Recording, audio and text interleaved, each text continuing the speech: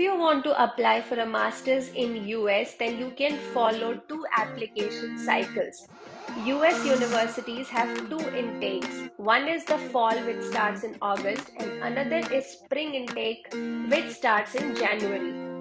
Fall intake is the most common one, but let's say for some reason you missed the fall cycle and you don't want to wait for another year, then you can also apply for a spring cycle.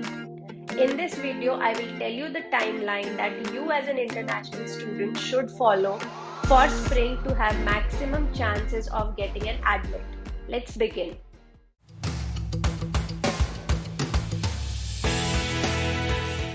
Hi there, welcome to our video on the spring application timeline for a master's degree in the US.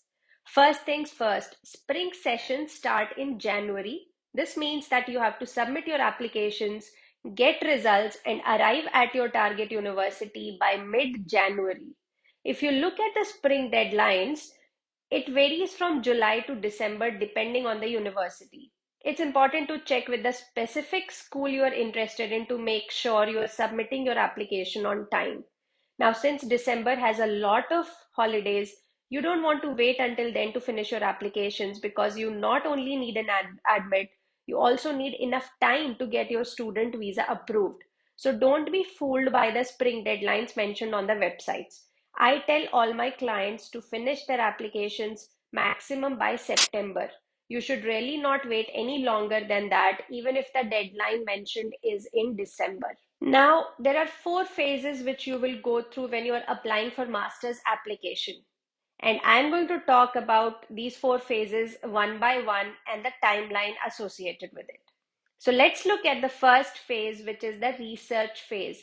And this phase for a spring timeline can go on from January to March. This is when you want to research the universities that offer your course of interest. Now, spring typically has limited number of universities available because not all universities offer a spring cycle. So make sure you can find enough schools that are taking your application for a spring cycle. And of course, if you cannot find enough good universities to apply to, you might have to wait for fall intake. Lastly, you should be doing some good last minute projects or internships in this period, which will help strengthen your profile for your master's application. Let's move to the second phase, which is prep and test taking phase. Here, you can spend time from April to May.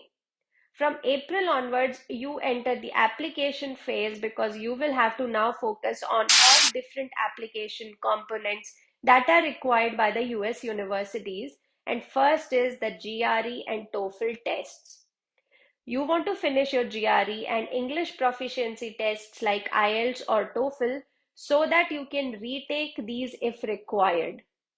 Secondly, you want to reach out to 3 recommenders who can give you letter of recommendations for your applications. You want to ask them in advance because if somebody is not available, you will have to look for an alternate recommender. So try to do this sooner rather than later. Let's now move on to the third phase, which is the application phase, and this runs from June to September. But first, let's talk about the months of June and July. Now, we have already shortlisted our schools in the research phase.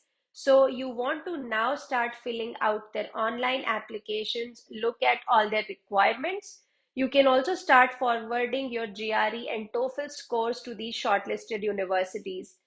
And then, of course, you want to do the toughest part, which is working on your SOP, getting the LORs, and your resume prepared. In the months of August and September, I highly recommend you to submit your university applications.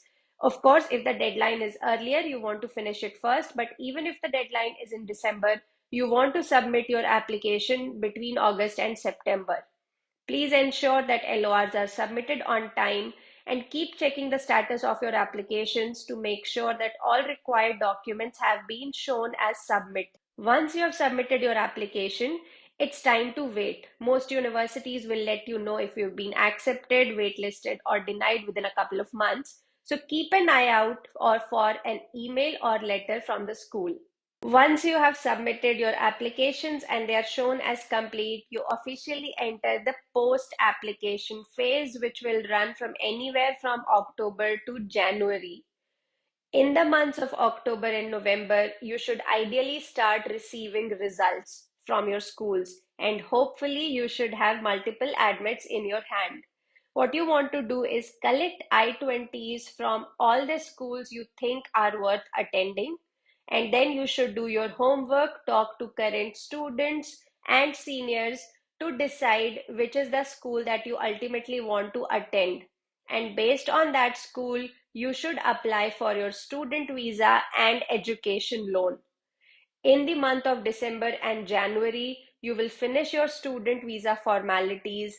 And once your visa is secured, you want to contact the relevant professors and your grad advisor for any assistantship opportunities. This is when you want to book your flight tickets and start finding accommodation. And if everything goes well, you should be on your way to US in January. In this video, I'm covering only the timeline. If you want me to cover why do people say that you should not apply in spring, or which universities are good to apply for next spring intake, etc., leave a comment below. I will try to answer them in the comment itself or make a new video to address your doubts. So thanks for watching. I hope this clarifies your queries about the spring timeline. Please don't forget to subscribe, and I will see you next week with a fresh new video.